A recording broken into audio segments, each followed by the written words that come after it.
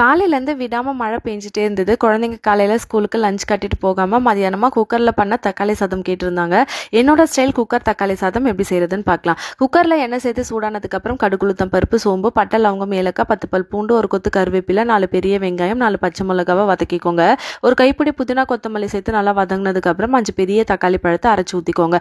இது நல்லா பச்சை வாசனை போனதுமே கொஞ்சமாக உப்பு, மஞ்சள் தூள், தனி மிளகாய் தூள், நாசிஃபாஸ் ஹோம்மேட் ப்ராடக்ட்ஸ் வாங்கியிருந்த ஹோம்மேட் குழம்பு மிளகாய் தூள் 2 ஸ்பூன் அளவுக்கு சேர்த்து பச்சை வாசனை போகிற அளவுக்கு வதக்கிக்கோங்க.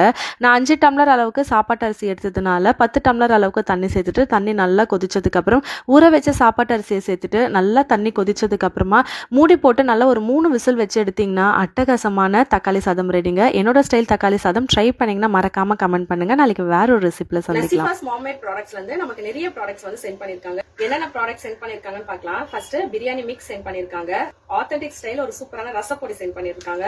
வீட்லயே அரைச்ச ஹோம்மேட் குழம்பு மிளகாய் தூள், 38 பொருள் சேர்ந்து அரைச்ச ஒரு சத்து மாவு மிக்ஸ் சென்ட் பண்ணிருக்காங்க. வறுத்து அரைச்ச ஒரு சூப்பரான கருப்பு உளுந்த கறி மிக்ஸ் சென்ட் பண்ணிருக்காங்க. இட்லி பருப்பு பொடி, ஒரு ஹேர் ஆயில். இவங்களோட ப்ராடக்ட்ஸ் வேணும்னு நினைச்சீங்கன்னா அவங்களோட பேஜை டேக் பண்றேன். அவங்களோட பேஜ் லிங்க் டிஸ்கிரிப்ஷன்ல கொடுக்குறேன். செக் பண்ணி பார்த்துட்டு பர்ச்சேஸ் பண்ணிக்கோங்க. தேங்க்யூ.